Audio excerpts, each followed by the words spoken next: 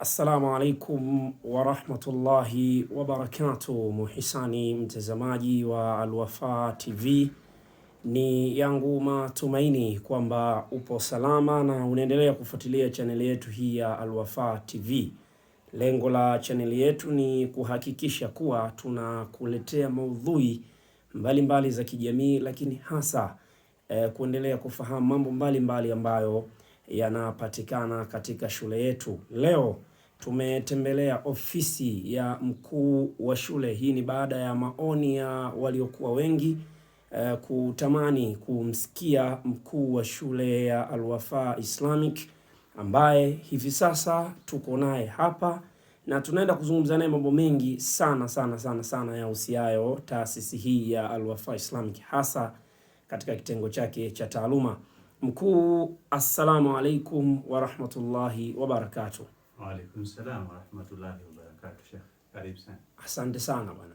Uko madhubuti Sheikh? Niko vizuri. Salama kabisa. Wala tunaendelea na swaumu. Naam. Lakini afya iko vizuri kabisa. Naam. Karibu sana. Tufahamu jina lako, ikitupendeza zaidi kabila lako na wasifu wako. Nashukuru. Kwa majina naitwa Mwalimu Twaha Ibrahim Saidi. Mimi ni mwenyeji wa Singida, kwa kabila ni Mnyaturu. Nimezaliwa Ikungi, nikasoma Ikungi, ni wilaya ya Ikungi kwa hivi sasa. Kwa hivyo kwa majina naitwa Mwalimu Twaha Saidi. Naam. Ni mwalimu mkuu wa shule ya msingi Al-Wafa iliyoko Singida, mkoa wa Singida, wilaya ya Singida mjini. Naam. Kata ya Mandewa. Karibu sana. Asante sana mkuu. Mimi natamani sana nijue kitu kimoja kutoka kwako. Watu wanasema, watu wa Singida mmeamua sasa hivi kuchukua nchi sasa iwe ya kwenu, mpaka kwenye taaluma sasa nataka mchukue kila kitu. Hili jambo lina ukweli ndani yake kwa namna fulani? Kuichukua nchi, sisi hatuna malengo ya kuchukua nchi, lakini tunaamini watu wa Singida tuna uwezo wa kusaidia katika kufanya mapinduzi makubwa ya kiuchumi katika taifa letu. Hatuna lengo la kuchukua nchi, lakini tutasaidiana na watu wote Tanzania yote. Kama ni mtu wa Singida, kama ni mtu wa Mwanza, kama ni mtu wa wapi, sisi tutashirikiana nao wote, kwa sababu tunayo sifa ya kuongoza katika taifa hili. Mashaallah. Mkuu, umekuja hapa, bila shaka umetokea shule nyingi sana. Tupitishe kidogo tu, shule, maeneo gani ya kazi ambayo umepita mpaka kufika leo upo hapa katika shule ya Al-Wafa? Mshukuru Mungu na asante kwa swali zuri. Nimepita maeneo mengi sana na nafikiri sitokuwa na mlolongo wa shule nyingi, nitakutajia tu 2 ama 3 ambapo mimi nimepita kabla sijaja hapa. Nilifanya kazi Mbeya kwa muda, nimetoka Mbeya nikaenda Moshi, nikafundisha Modio Islamic kwa miaka 7. Kwa hivyo nilipotoka Modio Islamic ndo nimekuja hapa. Ndo ukaja hapa. Mashaallah. Hali ya Singida kwa ujumla, hasa katika upande wa taaluma kwako wewe, kwa maeneo yote uliopita ya kikazi, ikoje? Taaluma ya Singida na wanafunzi ambao wanasoma Singida iko vizuri sana. Wanafunzi wana uwezo mkubwa, wakifundishwa vizuri, hakika wanapata matokeo mazuri. Tofauti na sehemu ambazo tumepita, nimeona hapa vijana bado wana uwezo wa kufanya vizuri kitaaluma kuliko kule ambapo tumetoka. Na ni kwa sababu tu huenda ya vitu vya kiasili ambavyo vinapatikana Singida. Mashaallah. Asante. Ya Singida bwana, huku nakutana vyakula vya asili kama mlenda.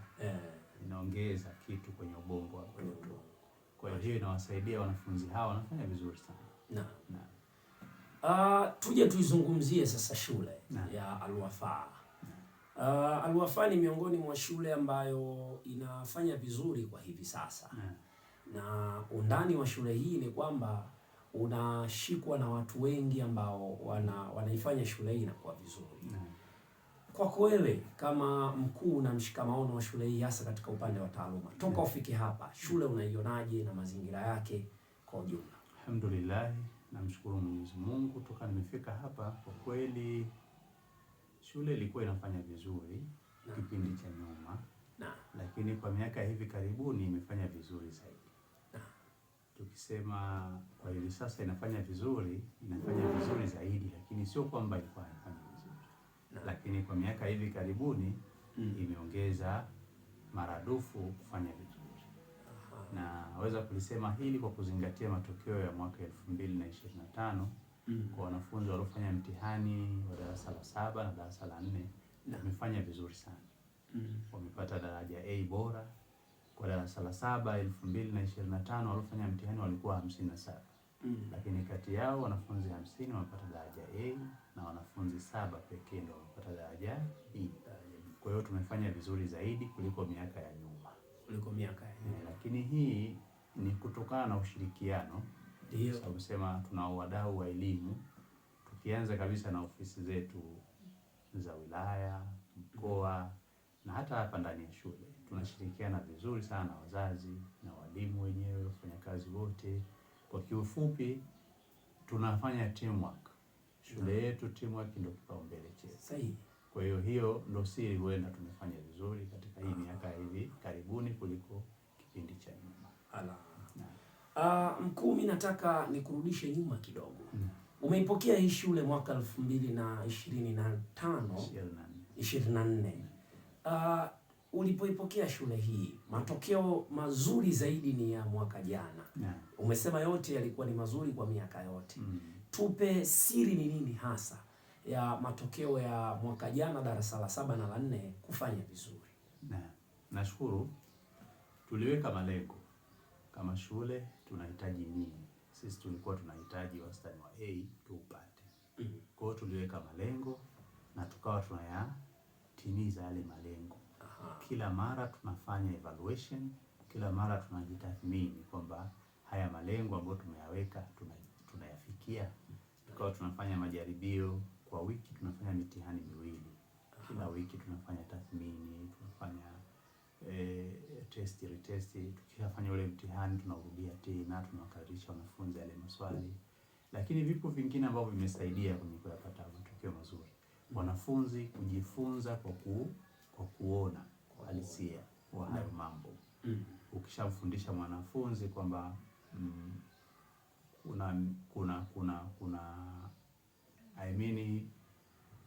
tunaita michoro ya mapangoni ambayo iko Kondoa Irangi.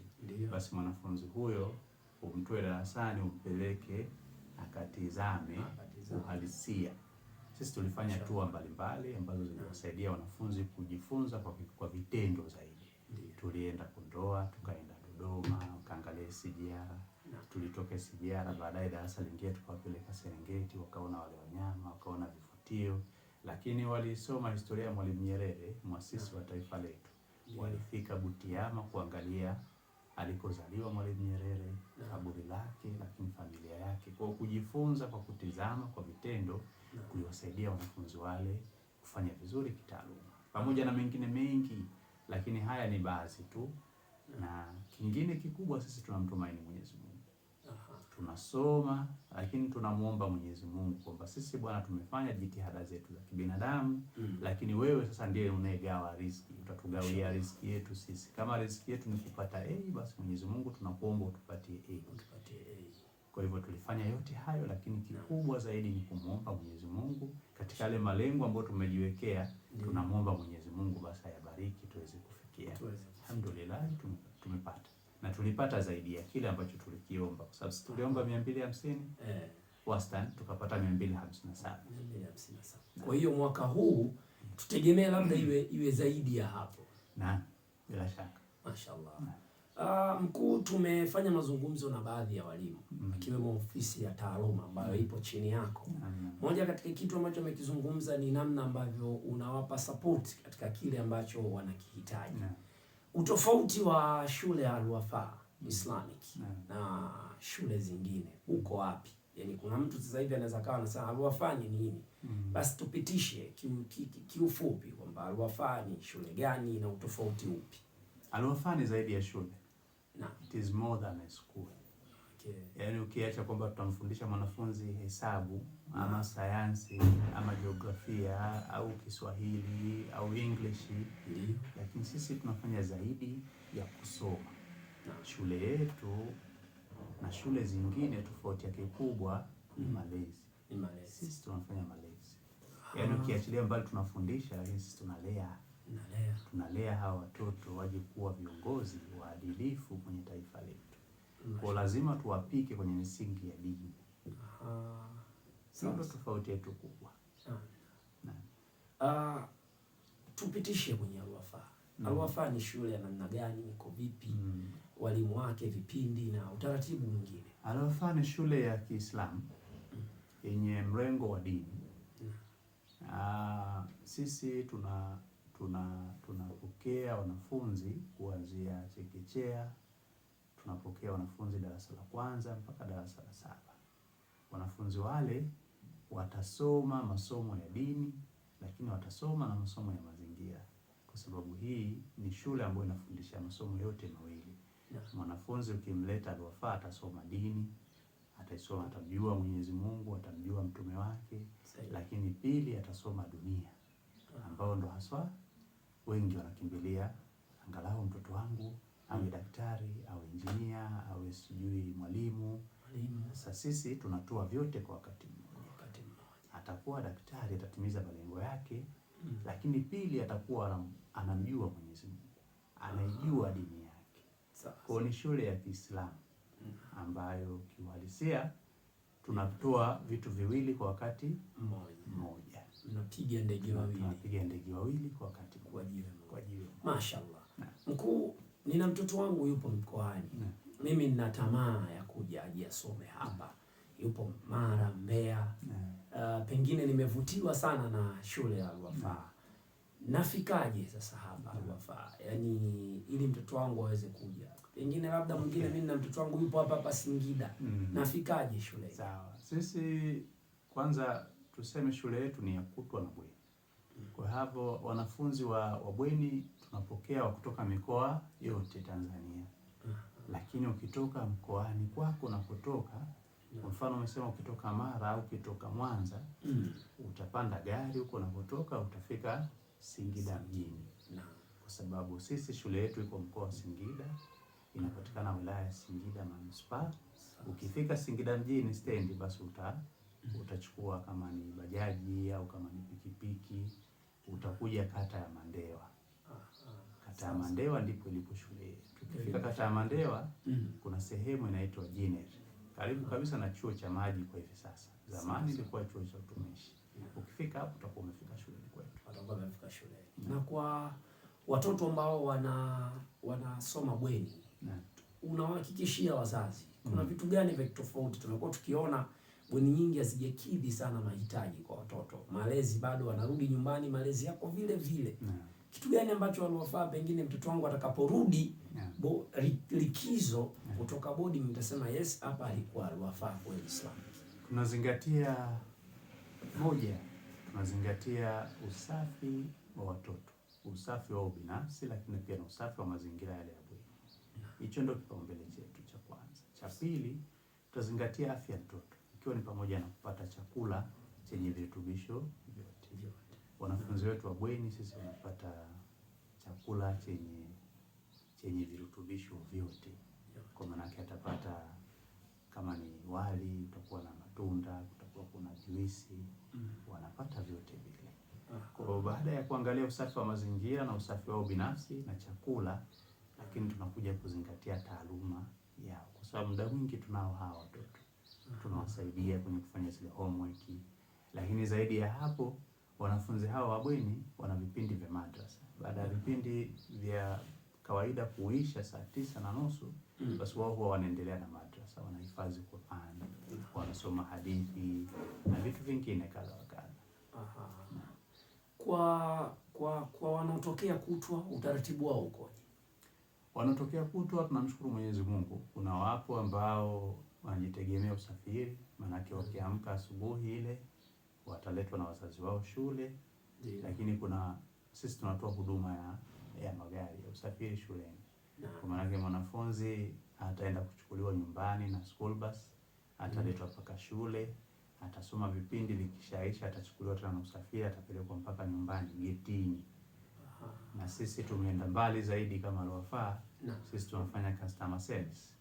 Yaani mzazi hata kama yuko busy na shughuli zake, basi wazazi wetu huwa wanawaamini sana madereva wetu. Anamwachia tu funguo ya nyumba, atampeleka mtoto, atamfungulia geti, ataingia. Basi tunafanya hiyo huduma kwa uzuri na hatujawahi kupata changamoto. Kwetu sisi usafiri ni wa uhakika kabisa, maana wanafunzi wote kila maeneo wanapelekwa na usafiri wa shule. Kwa hiyo mwanafunzi akishakuja shule saa 2 kamili vipindi huwa vinaanza. Vitaenda mpaka saa 9:30. Swala kiswali kabisa. Hana swali hapo. Mashaallah. Mtazamaji ambaye unafuatilia exclusive hii pamoja na mkuu wa shule, sijui unachelewa wapi kumleta mtoto wako katika kituo hichi cha Al-Wafa. Nikwambie tu huyo ni mkuu wa shule ya Al-Wafa Islamic. Mkuu, pengine kwa kumalizia tamaa ya watu wengi hasa jamii ni kupata wataalamu ambao watakuja kuisaidia jamii na dini pia. Lakini kukua kwa akili kunaanza kwa elimu ya sekondari. Lini sasa Al-Wafa itakuwa ina sekondari ambayo itatuonyesha mwanga wa kwamba malezi ya yule mtoto ambaye mmemfundisha nyinyi kuanzia awali mpaka darasa la 7 mnampokea tena, mnakuwa naye na anaendelea kuwa ni kivutio kwa jamii kwa taaluma yake?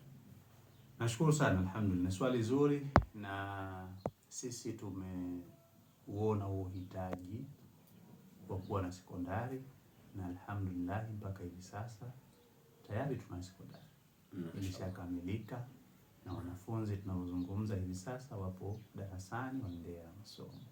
Kwa hiyo ni waombe sana wazazi, shime alaikum, wawalete watoto wao Al-Wafa ili wapate elimu yenye manufaa ambayo itawaongoza. Lengo sio tunahitaji tu wataalamu, lakini tunataka wataalamu wanaojitambua.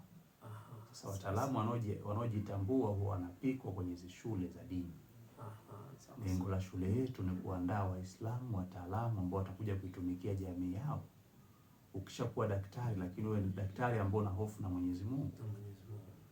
Ukishakuwa ni mwalimu, basi unakuwa una hofu ya Mwenyezi Mungu kwamba lazima nifanye wajibu wangu kwa uadilifu, nisimuonee yeyote, nimpe mtoto haki yake ya kupata elimu. Kwa hivyo sisi tunaandaa Waislamu wataalamu ambao baadaye watakuja kuwa mahalifa, watakuja kuongoza katika huu ulimwengu, lakini wao ni wanaojitambua sasa. Lakini wanajitambua vipi? Mpaka wapite kwenye vituo vya dini. Kwa hiyo tunao sekondari, waombe sana wazazi, shime alaikum, waleteni watoto wenu hapa Al-Wafa wapate malezi, lakini pia wasome dunia yao. Mashaallah. Mkuu, kwa kumalizia, una jambo gani ambalo ulitamani ulizungumze na pengine katika maswali yangu sijakuuliza? Nilitamani kuona wazazi wakitunga mkono kama ambavyo wamekuwa wakifanya miaka yote. Wanatuletea watoto wao wakiwa wadogo, hawana chochote kwenye ubongo.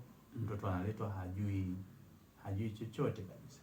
Kwa sisi kama wazazi au walimu ambao pia ndo wazazi, tunaanza kumuingizia mtoto yule elimu kwenye kichwa ambacho hakina chochote. Lakini sasa sehemu sahihi ya kumchagulia mtoto wako shule ni shule kama hizi za Kiislamu, ambazo sasa zitaanza kumwekea mtoto kwenye ubongo wake, ataanza kuwekewa dini, kumtambua Mwenyezi Mungu, kumfuata mtume. Hivyo vikitangulia, basi tutakuwa na jamii ambayo kiuhalisia itakuwa imeongoka kwa kiasi kikubwa sana. Kwa nilitamani niwaombe wazazi wawalete watoto wao hapa. Shukrani sana. Mkuu, mimi kufikia hapo sina la ziada. Nikutakia utekelezaji mwema wa majukumu yako. Mtazamaji wa Al-Wafa TV, yalikuwa ni mahojiano maalumu na ofisi ya mkuu wa shule ya Al-Wafa Islamic kutokea hapa Mandewa, Singida. Mimi sina la ziada. Mgeni wangu kwa siku ya leo alikuwa ni mkuu wa shule ya Al-Wafa. Mimi jina langu naitwa Fuad Kasim kutoka Al-Wafa TV. Hadi wakati mwingine, endelea kufuatilia taarifa mbalimbali zinazokujia kupitia Al-Wafa. Usisahau comment, share na kulike ili tuendelee kukupatia kitu ambacho unakihitaji kukiona. Lakini pia tukwambie soon Al-Wafa itakuwa na mwego mkubwa sana wa kidigitali kuanzia kwenye Instagram, TikTok na Facebook. Hivyo Usitoke kwenye digital platforms za Al Wafa. Wassalamu alaikum warahmatullahi wabarakatuh.